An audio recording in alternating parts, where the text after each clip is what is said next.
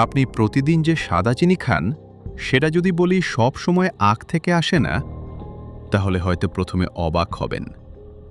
কিন্তু বাস্তবতা হলো বিশ্বের অনেক দেশে, বিশেষ করে ইউনাইটেড স্টেটস এবং ইউরোপের বিভিন্ন দেশে এই সাদা চিনি তৈরি হয় এক ধরনের সবজি থেকে।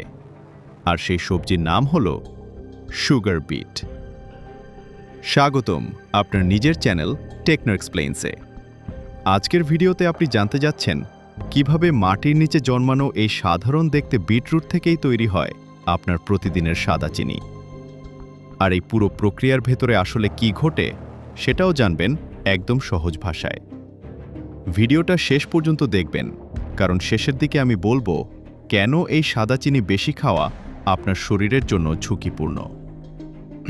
শুরুতেই একটা প্রশ্ন, আপনি কি আগে জানতেন যে চিনি বিট থেকেও তৈরি হয়?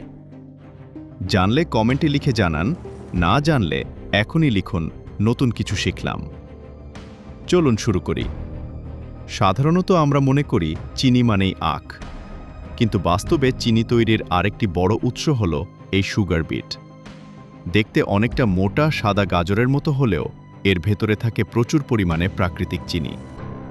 এই সুগার বিট মূলত মাটির নিচে জন্মায়। চাষ শুরু হয় সাধারণত মার্চ বা এপ্রিল মাসে। কৃষকরা প্রথমে জমি ভালোভাবে প্রস্তুত করে যাতে মাটি নরম থাকে এবং গাছের শিকড় সহজে বড় হতে পারে। তারপর বিশেষ মেশিন দিয়ে ছোট ছোট বীজ সারিবদ্ধভাবে বপন করা হয়। মাত্র 5 থেকে 7 দিনের মধ্যেই ছোট চারা গজাতে শুরু করে। এরপর ধীরে ধীরে গাছ বড় হয় এবং কৃষকেরা সবচেয়ে বেশি নজর রাখে শিকড়ের দিকে, কারণ এই শিকড়েই জমা থাকে আসল চিনি। এই পর্যন্ত যদি আপনার কাছে ইন্টারেস্টিং লাগে তাহলে ভিডিওটাতে একটা লাইক দিয়ে দিন, কারণ এতে এই ধরনের তথ্যভিত্তিক ভিডিও আরও বেশি মানুষের কাছে পৌঁছায়। প্রায় 2 থেকে 3 মাস পর, অর্থাৎ জুলাই বা আগস্টে বিট পুরোপুরি বড় হয়ে যায়। তখন শুরু হয় হারভেস্টিং।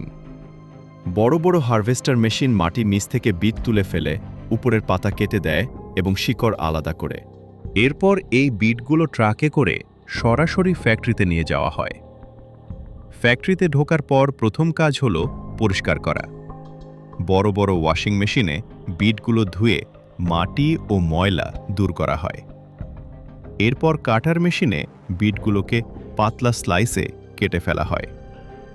এই ধাপটা খুব গুরুত্বপূর্ণ, কারণ ছোট ছোট স্লাইস করলে ভেতরের রস সহজে বের করা যায়।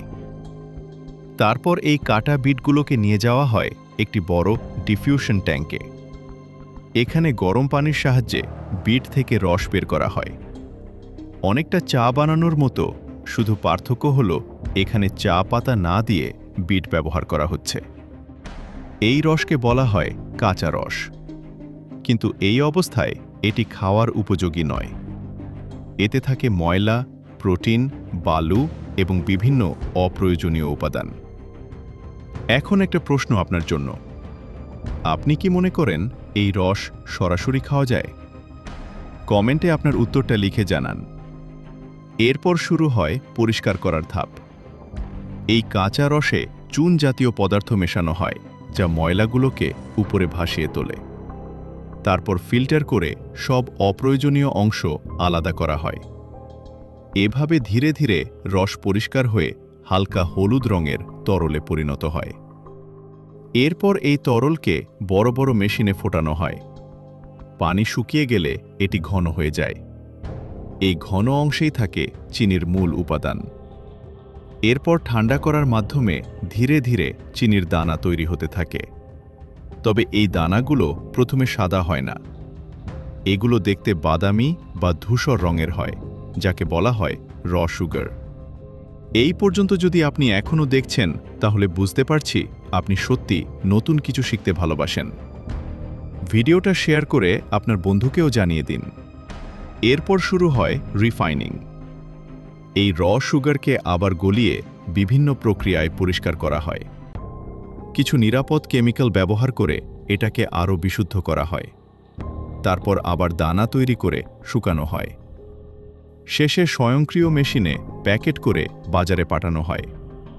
এখন সবচেয়ে গুরুত্বপূর্ণ প্রশ্ন, আখের চিনি আর বিটের চিনি স্বাদে কি পার্থক্য আছে? উত্তর হলো সাধারণভাবে না। দুটোই প্রায় একই ধরনের সুক্রোজ, তাই স্বাদে বড় কোনো পার্থক্য থাকে না। কিন্তু সমস্যা অন্য জায়গায়। আপনি যখন বেশি পরিমাণে চিনি খান, তখন আপনার রক্তে সুগারের মাত্রা দ্রুত বেড়ে যায়। তখন শরীর ইনসুলিন তৈরি করে সেটা নিয়ন্ত্রণ করার জন্য। কিন্তু আপনি যদি নিয়মিত অতিরিক্ত চিনি খান, তাহলে শরীর ধীরে ধীরে ইনসুলিনের প্রতি কম প্রতিক্রিয়া দেখায়, ফলে ঝুঁকি বাড়ে ডায়াবেটিসের।